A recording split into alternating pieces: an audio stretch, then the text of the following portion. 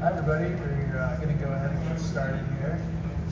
My name is David Fenster. I'll be the moderator today for this wonderful panel. I work at Arizona Public Media on a show called Arizona Illustrated. I produce basically short documentaries about nature and the environment. I'm going to read a little introduction here and then we'll get into some questions. I'm going to read a short introduction and then I'll ask a few questions and then we'll open it up for a Q&A. So the festival organizers thank PIBA Medical Institute Research Corporation for science advancement and Roberta and Bill Witchker for sponsoring this location, and Roy and Benny Mayfield and Doris Evans for sponsoring the upcoming discussion. The panel will end in 1 hour. We'll have 15 to 20 minutes for a Q&A near the end of the session. Make sure to stop by the book sales area and author signing after the session. Book sales at the festival help support the cost of the festival and the local literacy programs and funds. You can also help keep this event free and open to everyone by becoming a friend of the festival or a sponsor of the festival. Please stop by the Friends booth or visit our website, TucsonFestivalofBooks.org. As we begin, please silence your phones. Joining us today for the panel, Light in the Dark Sky, are Rebecca Boyle and Ronald Holle. And I'll read a short bios for each one of them.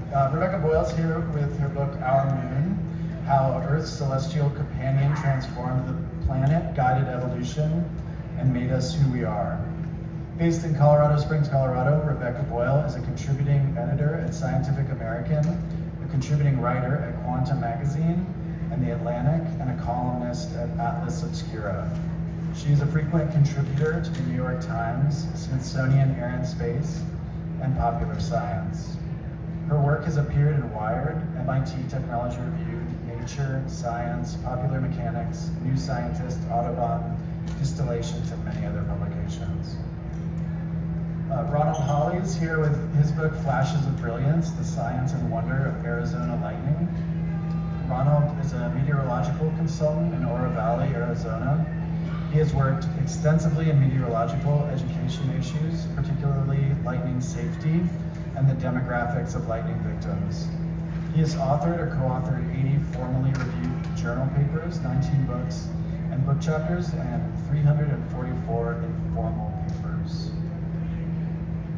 Okay, so that was the end of the formal introduction. These books were really wonderful. Just by show of hands, who's read one of the two books? I'm always curious. People are coming in to, okay, great. So after this, I'm sure you'll want to read both books. So first, I would love if each of the authors could just sort of give a brief synopsis, describe their books in a little more detail for us. Do you want to start, Ronald? Yeah. Our book is the only book about lightning in one state or country. And why would we write one about that in Arizona? How many of you saw the thunderstorm or heard the thunderstorm on Thursday? How many of you thought it was fun? How many of you thought it was scary? How many of you didn't see it? Anyway, if you live here in the summertime, people really are into lightning and thunderstorm environments and enjoying the lightning safely. And it is quite amazing the photographers that come to Tucson area, maybe up to Phoenix, and take photographs.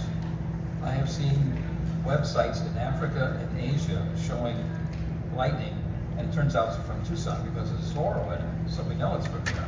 So this is one of the most photogenic places in the world. One of our chapters is called Lightning.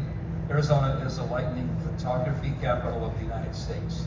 I think it is of the world, but at least it is of the United States. The other part of our book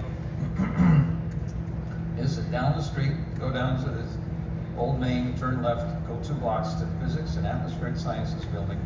There was a remarkable discovery there, invention from scratch in the 1970s, where real-time lightning detection was invented. When you see it on television, It all goes back to the 5th floor, 5 people in it. I was not one of them on the top floor, so we documented that because I knew the people. It was a pretty amazing development. So those are some of the main parts of our book.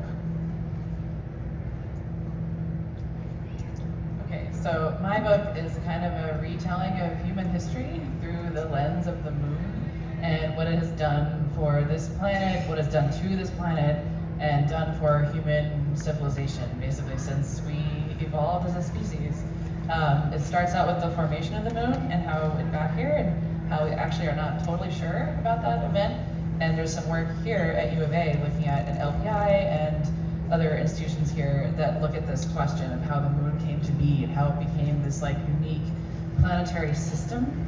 And then goes into how the moon guided evolution, which is my very wordy subtitle, because it really did. I think that people have only just begun to appreciate the science behind this, how the moon might have played a role in the origin of life and the evolution of early life, and then especially bringing life onto land through the tide. It's one of these things that like seems like it makes sense if you think about it, but no one's ever really shown this is true until very recently in the paleontological record. And then kind of now into human history and like how the moon has shaped all of these events that have taken place on this planet for the last 5,000 years of written human history.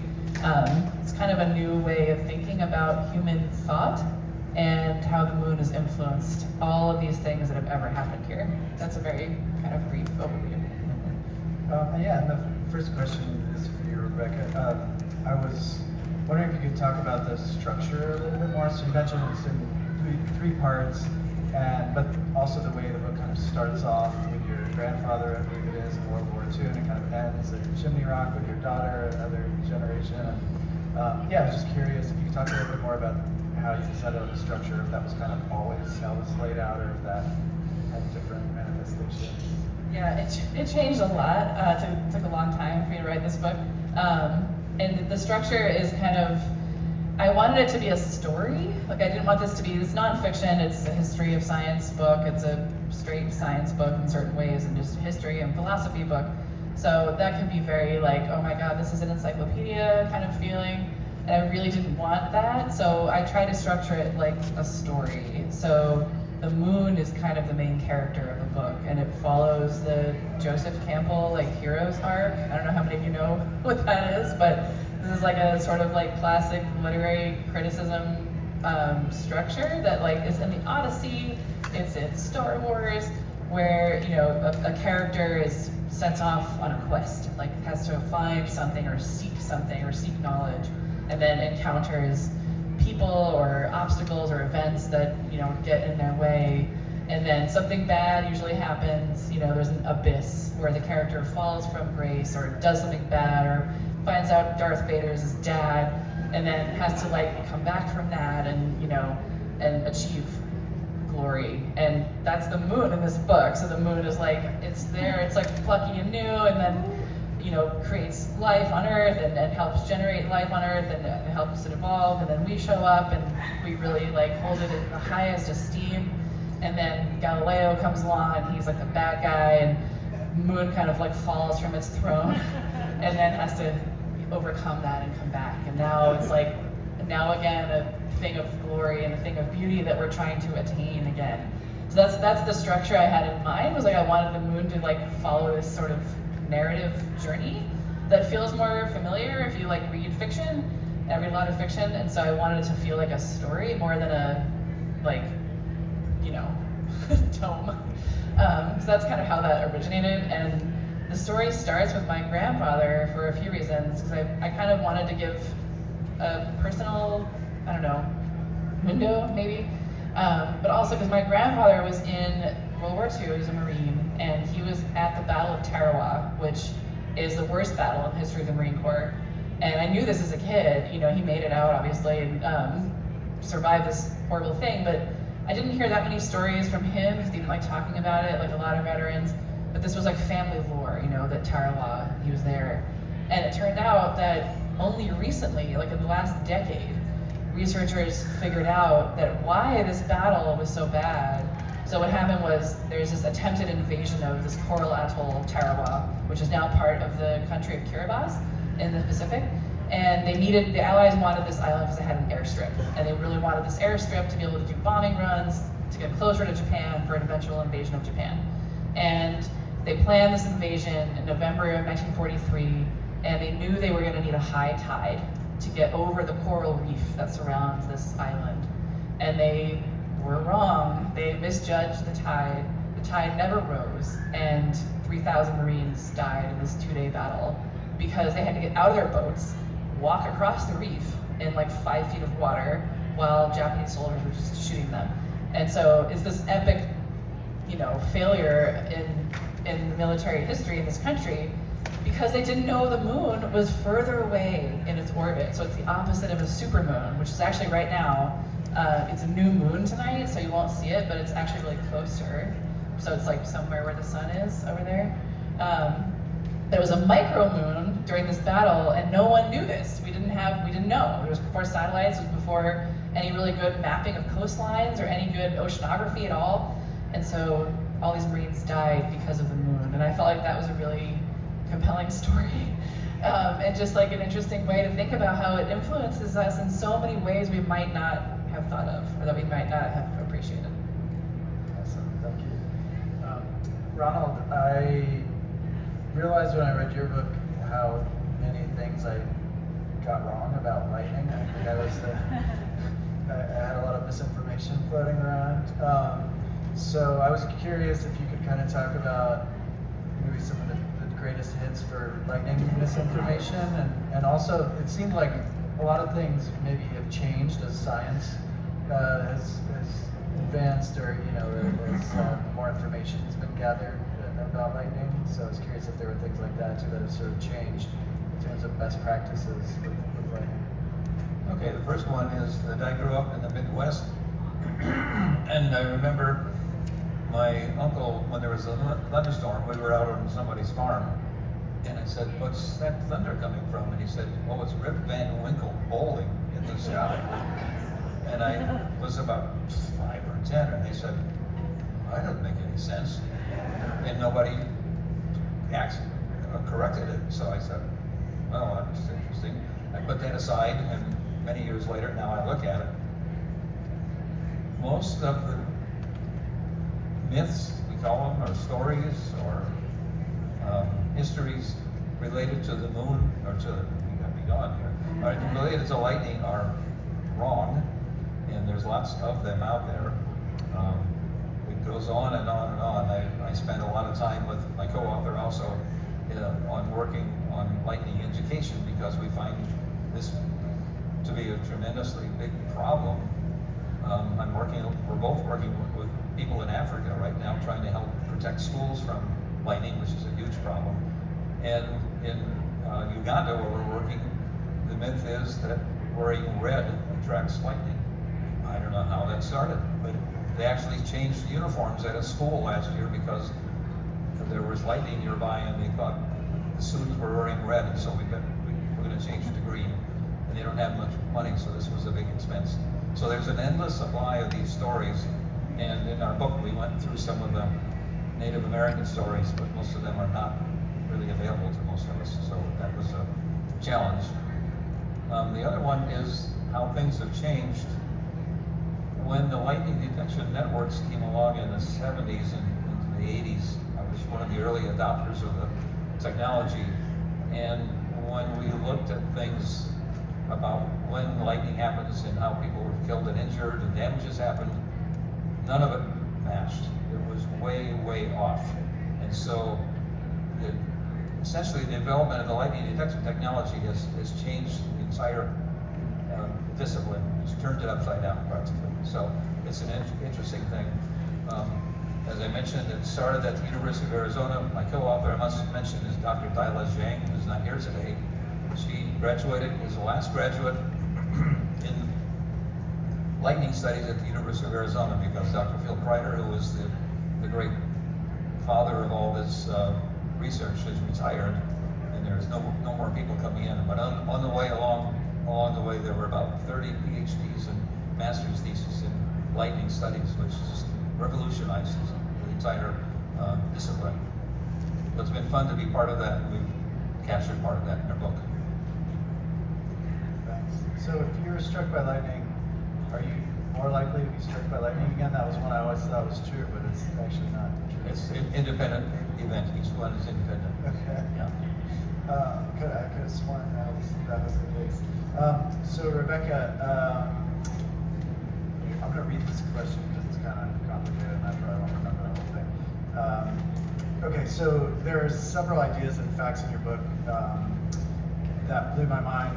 One example is the fact that the moon looked 3 times bigger in the past, which I just can't imagine seeing that. It was a very long time ago.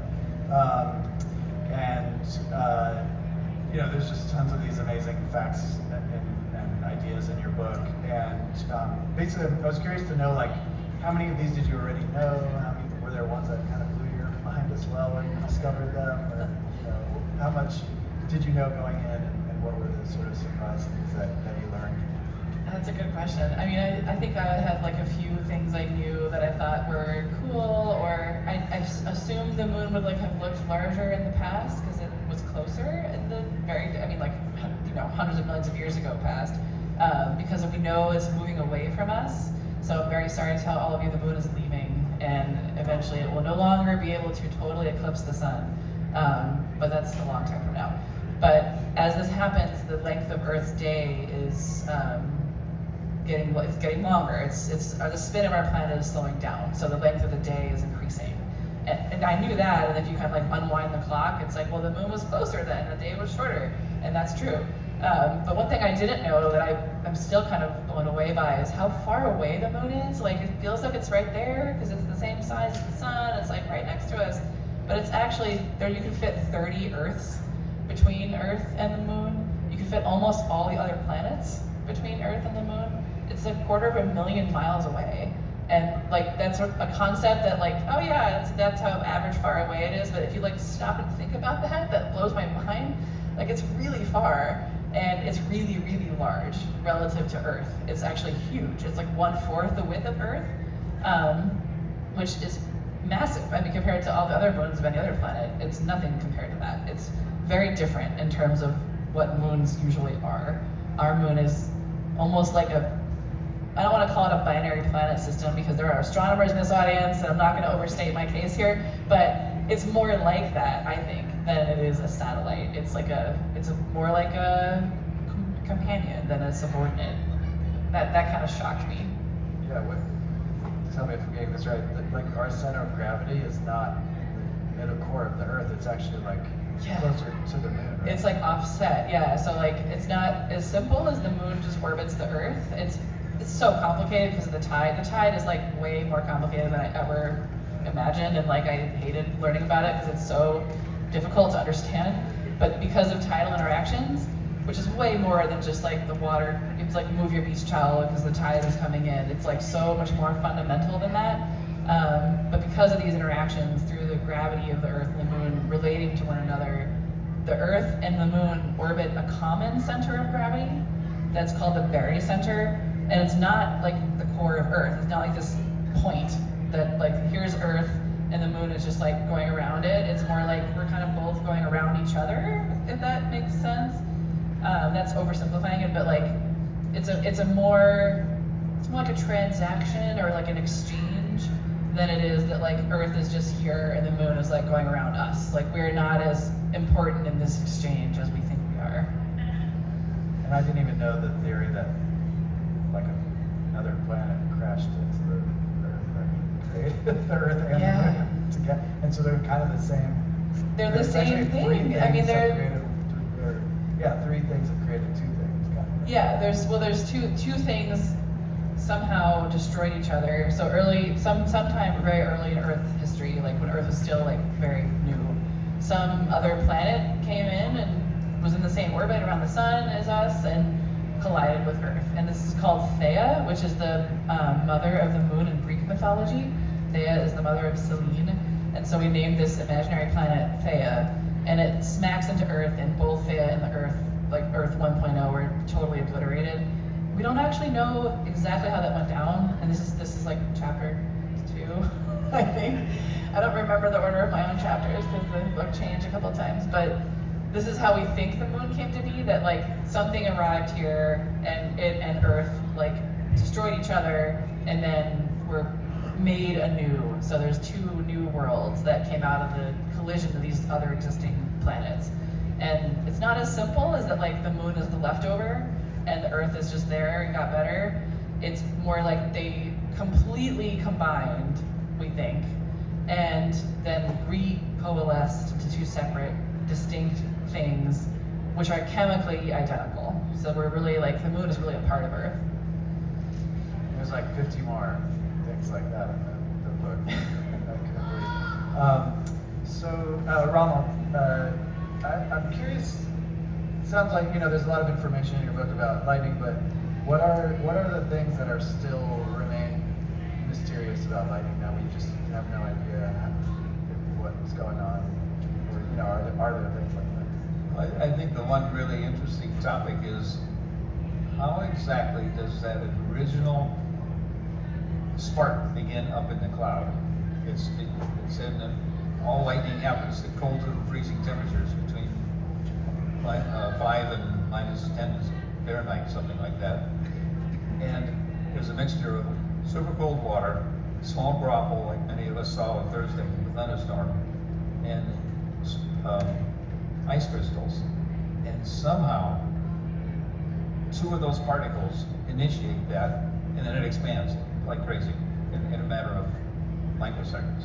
And we've never been able to see that. I'm not sure we may ever be able to see that because it's down on the scale of microseconds or femtoseconds and tiny dimensions. So we know that that's the process, but we don't see that because it's really almost impossible to measure that detail. So it's an interesting part. After that, the process is becoming better known.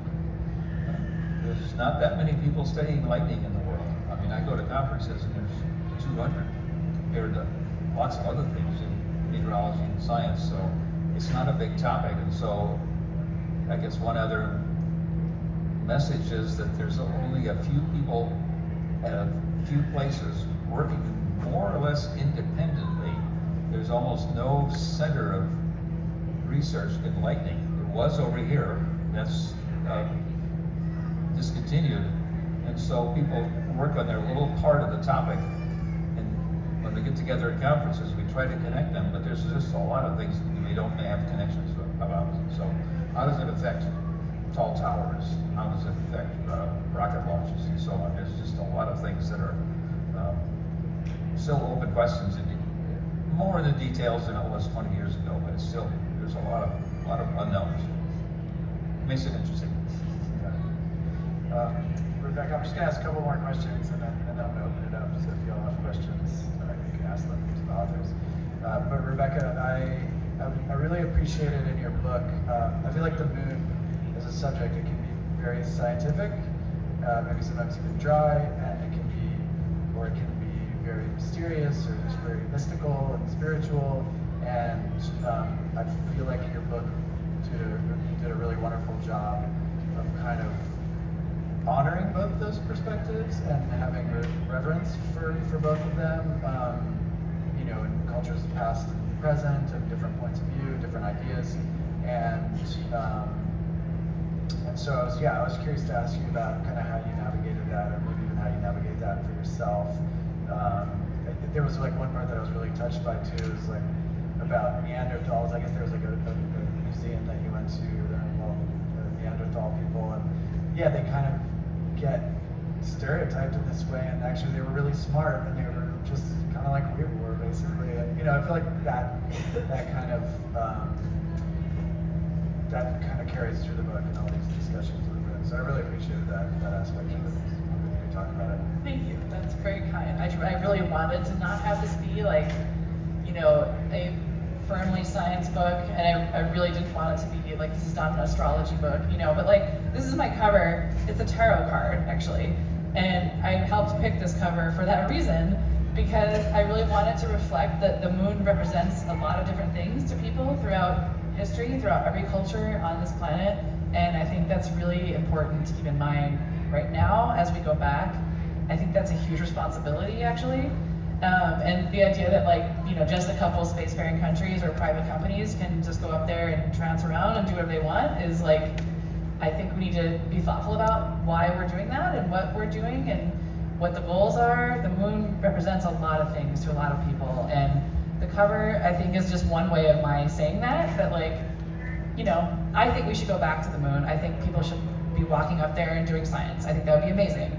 But I also respect that the Navajo Dene people do not want there to be certain artifacts up there, including cremated human remains, which was in the news here a month or so ago when a private company was making its way for the moon on this new lander. It didn't make it because it had a fuel issue, but the Navajo president sent a letter to NASA and I think the Secretary of Transportation asking to delay the launch.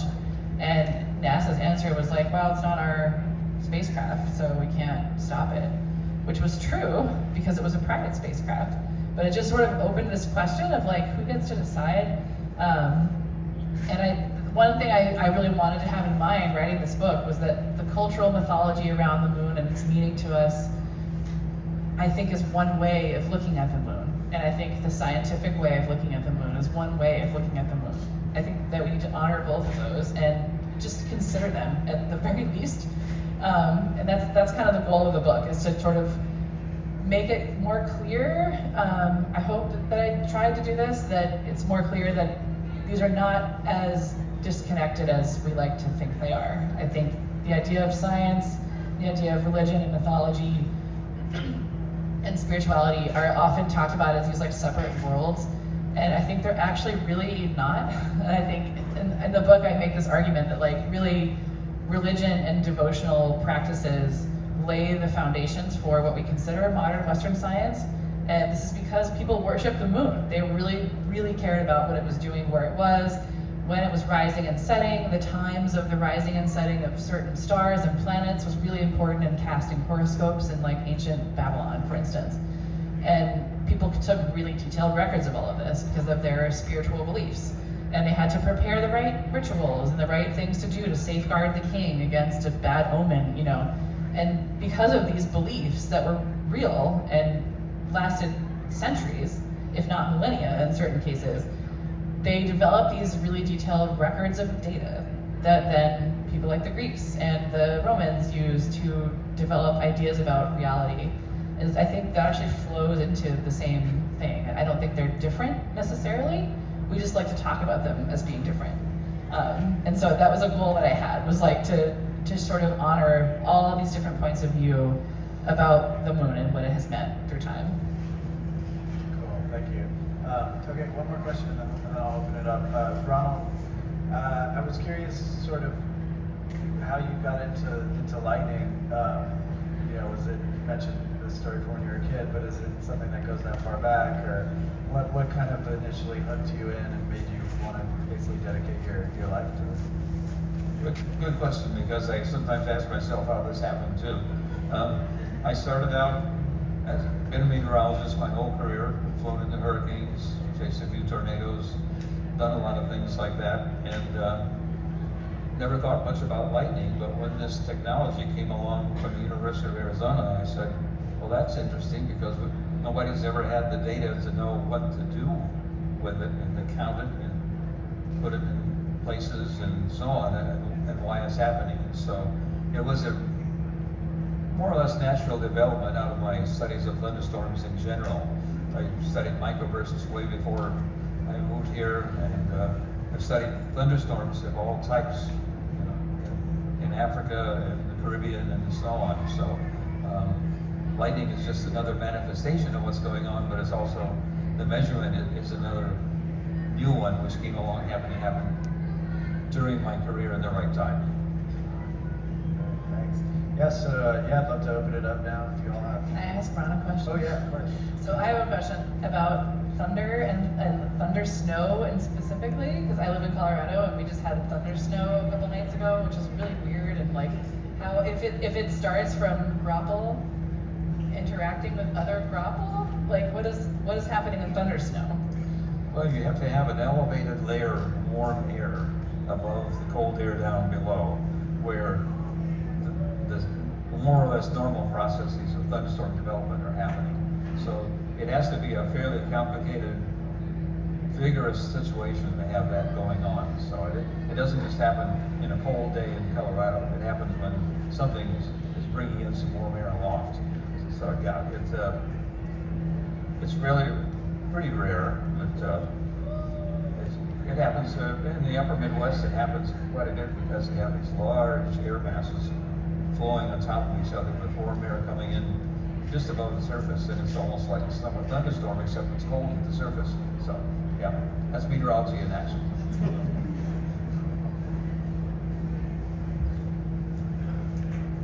So I have a question for Rebecca with respect to the moon. And are there treaties or government agreements of any sort that limit what can be done on the moon? Who can live there? Can it be mined? Can you use it for military purposes? Any of that stuff that would give us hope for its future? Yes and no.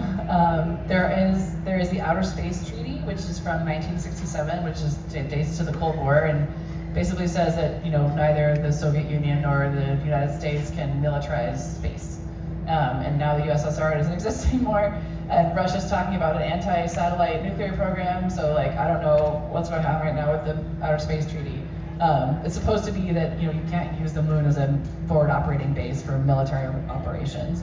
But it doesn't really have much to say about mining or other extractive practices or settlements. There is some new program called the Artemis Accords, which NASA has started, and something like 55 countries have signed on to it. So it's pretty promising in terms of international collaboration, but it's not a treaty, and that it doesn't hold any force in international courts. It's more like a multilateral agreement of hey, we're gonna put our thing there, and maybe you guys can help us out if it breaks, and let's have interoperable equipment, and that means Japan could dock with a German station of some kind. So that's about the extent of it. Part of the Artemis Accords is that anybody who puts something up there, that it can't be messed with by somebody else.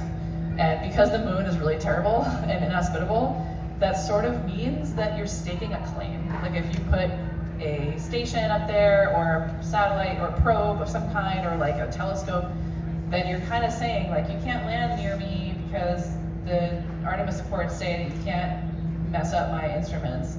And so it's a de facto way of claiming territory. But there's no precedent for any of this, and there's a bunch of people working on it. There's a lot of lawyers looking at this, and a lot of universities looking at this, as you can imagine. So the answer is it's very uncertain right now.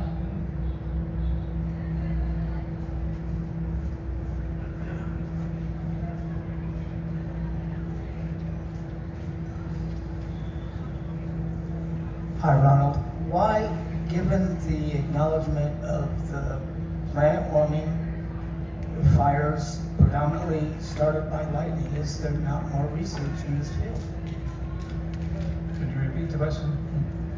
Why isn't there more research in the field of lightning, considering the rising climate change, rising heat and fire?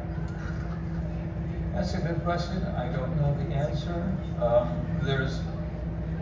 Lightning actually is a really multidisciplinary topic, and it becomes fragmented. It's meteorology, climatology, forestry, chemistry, biology, safety, human safety, building safety, and so on. So everybody is a little bit in their own silo, and there really is no place where it's all together. The damages are enormous, and they're widespread around the world.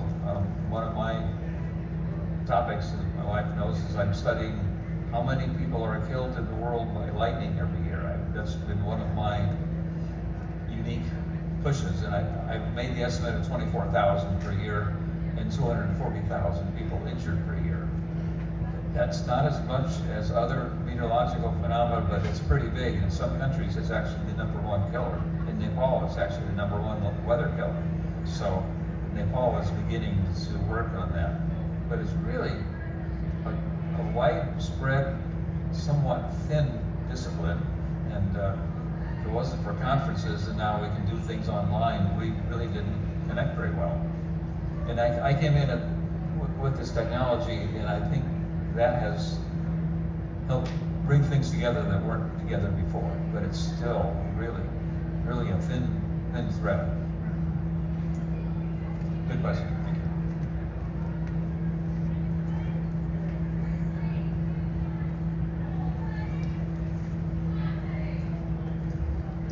Ronald, I'm just curious, why are lightning strikes so frequent in Nepal?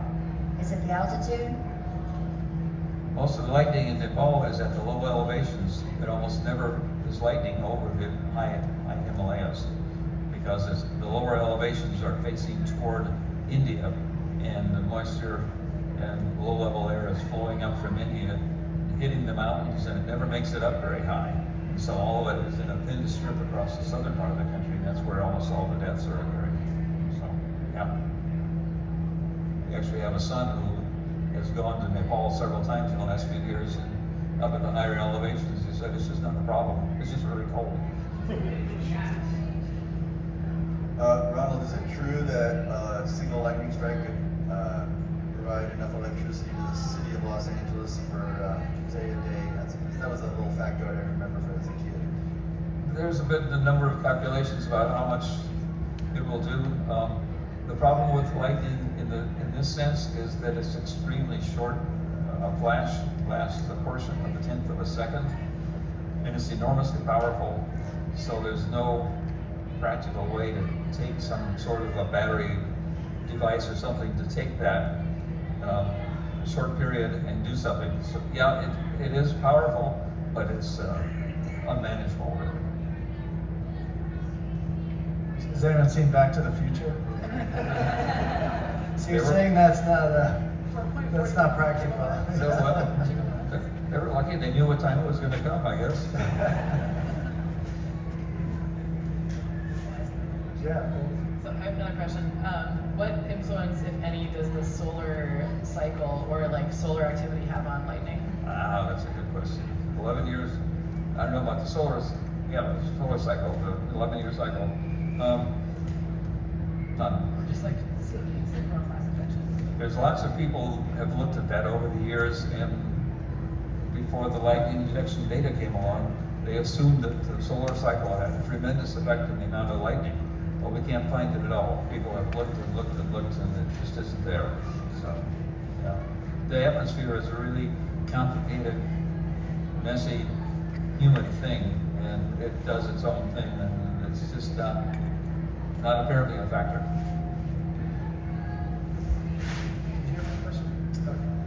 Rebecca. No, go ahead. Okay. Standing up and just walking. I can't wait to read the book, and so my question's about the involvement of the moon in the origin of life.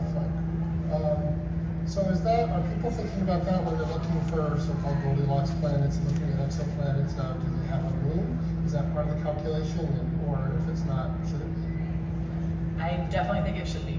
I don't think people are looking at that yet, in part because we don't have a way to look for it. Like there's no definitive proof yet of an exomoon. There's been a couple of promising signals of a moon orbiting an exoplanet, but there's no definitive evidence yet. There's actually just like last week, one of the new James Webb Space Telescope cycle proposals was announced, and they chose a couple proposals that are looking for exomoons. So JWST might find an exomoon for the first time here in the next year, which would be amazing. And I think that would be really important, because I really do think that like we don't necessarily understand or appreciate the role the moon has played in the evolution of life on this planet. And I think it might be really important in terms of how life grew here and how it became more complex and how it diversified, how it spread throughout the planet, how it came onto land. And I think the moon also stabilizes the tilt of our axis. So if we didn't have the moon here, Earth's axis of rotation, so we're coming up toward the spring equinox here in like 10 days. And that's why we have seasons. And the axis is tilted to why we have seasons. And so the moon keeps it at about 23.5 degrees over time. If we didn't have the moon kind of balancing our gravity, the axis of Earth might tilt like 40 degrees or like 90 degrees, which is what happens on Mars. That's how we know this could happen here. This is the case for Mars.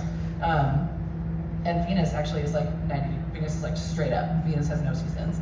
And so if the moon didn't do that, imagine what that would do to our like polar ice caps. You know, if the 40-degree tilt of Earth is like this, that means the north latitudes are pointed like directly at the sun, you know, at certain times of year, and the north polar sea ice would totally melt or sublime, and all the methane in the northern latitudes in, you know, Russia and Alaska and Canada would melt, and there'd be these enormous injections of methane and CO2 into the atmosphere, which have huge effects on the climate. And we don't really understand this. This is like a sort of niche question in astrobiology, whether the moon's presence keeps this planet habitable.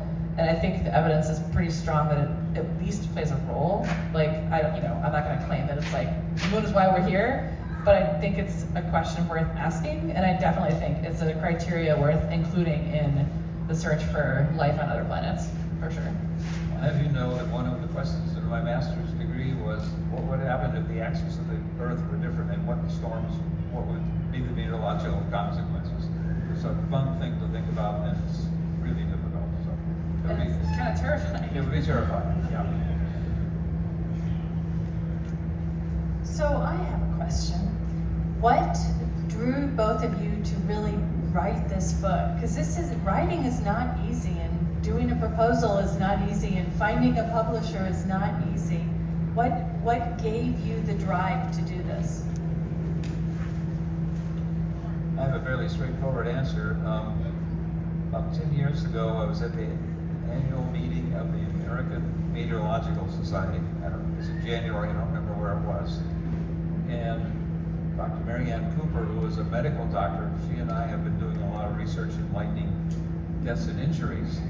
She gave a talk, and unbeknownst to us, an editor from Springer Press, which is the publisher of our book, wanders through the conference. There were 1,000 talks. He wanders through the conference and looks for book ideas. And he came to us and said, I want you to write a book. So we did.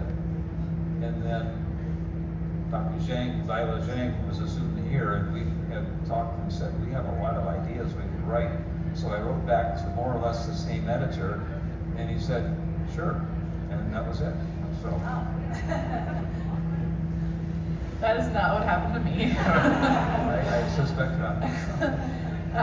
I'm a magazine writer, and I worked for newspapers before that, and so I've always just been a journalist. And like any writer, I wanted to write a book one day, and I thought about the moon in part because I feel like it doesn't get enough credit. I write a lot about astronomy and astrophysics. I'm always calling somebody down here at Lowell or Stewart or somewhere in Arizona. And they're always like, oh, the moon's like so annoying, it's in the way, it's like so bright, you know, and we can't do our work because it's out. We have to schedule these observations of quasars and dark energy and stuff when the moon is not out. And I'm always like, but it's cool, and like the moon matters, you know, and I'm defending it. And so that's how this book really originated, was my being like, no, the moon is cool, astronomers. And then it became more like an argument that like, I really sort of did this research and came to think that the moon is the most essential element of Earth. And then I had this proposal, and then I had to find an agent, and then she helped me write the proposal many times. And then we took it to the market, and I got very lucky and ended up with an amazing editor at Random House. Can I ask you a really far out question about that? So, have you read the book by Carlo Rovelli about time? Yes. So I don't know if anyone's read this book. Yeah, you'll probably do a way better job paraphrasing it than I would. But basically, at the quantum level, time doesn't exist, according to is he a quantum physicist? And I couldn't help but thinking about that book when I was reading your book, because it seems like the moon, in a way, and the sun, I guess, is sort of what gave us this idea to invent time. Yes. So I don't know, there's no real question, but I'm so curious to hear you talk about those two ideas tandem. It's like Yeah. if there is no time, then kind of invented. I'm a huge fan of Carlo Rovelli. He's amazing. But yeah, I read a bunch of his books, and I can't remember the name of that one off the top of my head, the time one. But yeah, time is a construct, you know, time is a flat circle. And I think that's one of the early things I wanted this book to talk about was time, because it's so obvious that the moon plays a role in how we tell time. And the word month comes from the word moonth, which is an old English word.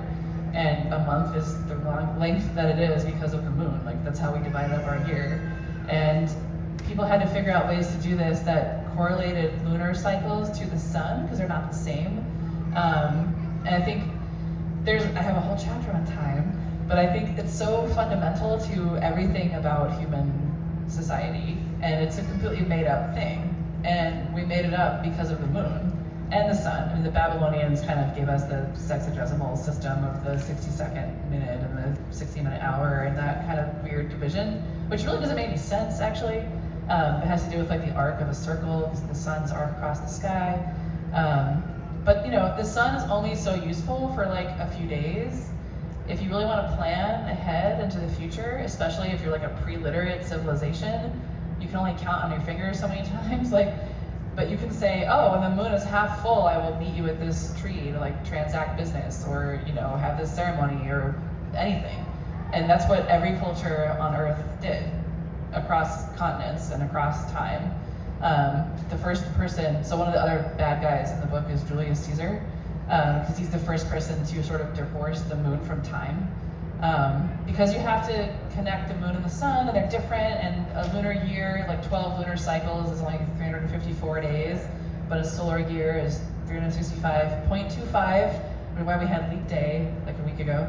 And so they're out of sync within like a couple of years. And so you have to find different creative ways to combine those two cycles to tell time according to the ways we live our lives.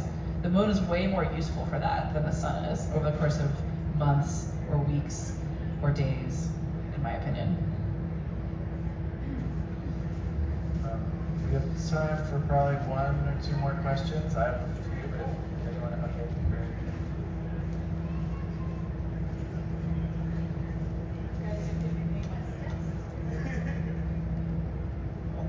Let me not stand right next to that. I had a question about ball lightning, because I know that a lot of times we have like, you know, just streaks across the sky, but I've heard of this phenomenon that's kind of not explained that well or understood, which is just kind of these floating orbs of energy and light that kind of fly around. So I was wondering if there's any more research around that lately. Ball lightning is one of those, oh boy, sort of topics. Viola and I have arguments about it. We're not sure it's real. We're not sure it's not real. Nobody knows. There's been some articles in the last few years where some meteorologists have gone through and looked at videos, and 98% of them can be explained by reflections, aircraft, meteors, and other things, but there's a couple percent of them left that just don't really quite make sense. The fact is, ball lightning's been observed for hundreds of years, something moving along in a room and so on. I think it's real, don't know what it is.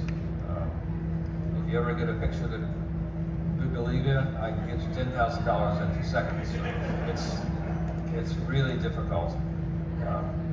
I guess it's real, but most of the pictures are not real. Sounds like UFOs. Yeah.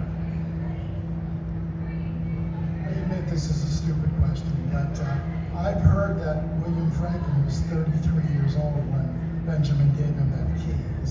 Because all the pictures show him as a little boy when you're studying over there in elementary school. Could you repeat the question, Jennifer? Okay, I have heard that William Franklin was 33 years old when his father gave him the key. Benjamin Franklin gave him the key. And when I was a little boy, he was always pictured as a little boy. So it's a dumb question. I'm still not getting it. Yeah. It doesn't matter. Jennifer? It was a reference to Benjamin Franklin and his son William and the key and lightning. Yes. and electricity. What do you know about that historical or ahistorical fact? Okay, you asked a good question because Dr. Phil Kreider, that I mentioned before, is one of perhaps the world's expert in Benjamin Franklin. And I talked to him about 3 months ago at a lunch. I said, what do you think about all these people who are trying to put it down? He said, none of it's true. He did it. It is what the history says. It was a revolution. I don't think Americans realize it was a guy from Harvard, I forget his name right now, but he wrote a book about this. He said Benjamin Franklin made America happen. That invention was so revolutionary that he got doctorates from Oxford and Cambridge and the University of Paris and so on and so on. And they said if that American could do that to save buildings from fires, America is for real, and we will support them. And the French actually used his example as the reason why they brought money and troops to this country. That's a hypothesis of, I can't think of his name right now, at Harvard. So it's a book, there's a whole book about that. Benjamin Franklin made America happen. So anyway. That was a great question then, huh? Yes. All right.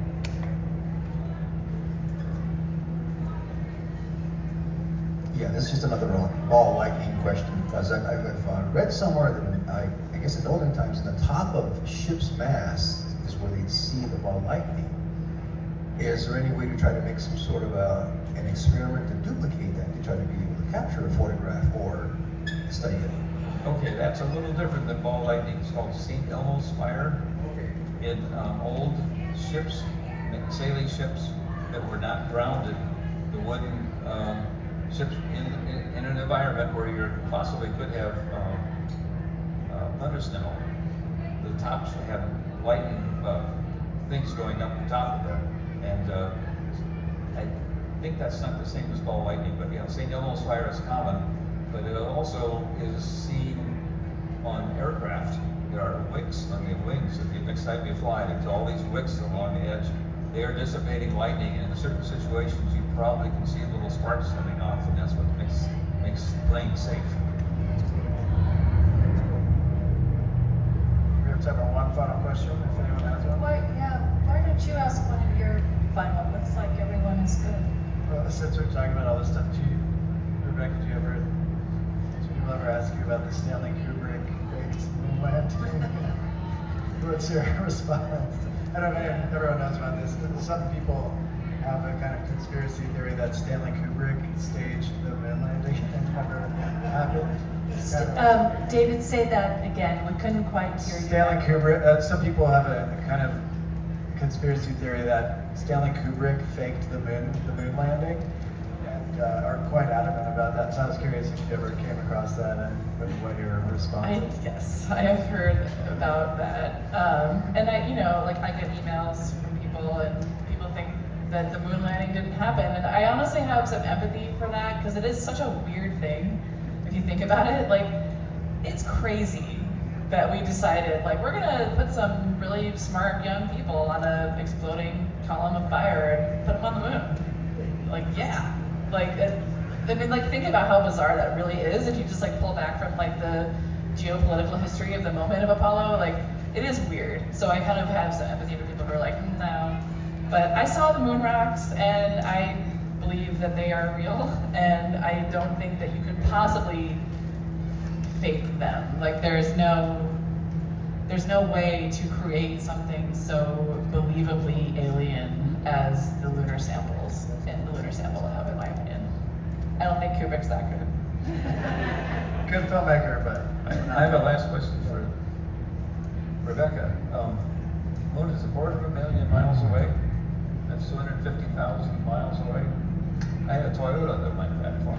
So, it's not that far. How long did it take you to drive that distance? 15 years. But If you drove highway speeds, 60 miles an hour, I did this math recently and I can't remember it now, but it's it would take 6 months, going 100 miles an hour every day nonstop for 6 months, then you can do it. I've bought it, it had 110,000 on it already. But still, it's not that far. It's a comprehensible. It's a dependable Toyota distance. I think that's a catchphrase, a dependable Toyota distance, the moon. Awesome. I think that's a good place to end. And I'll just read some closing remarks. Thank you to the authors so much for doing this.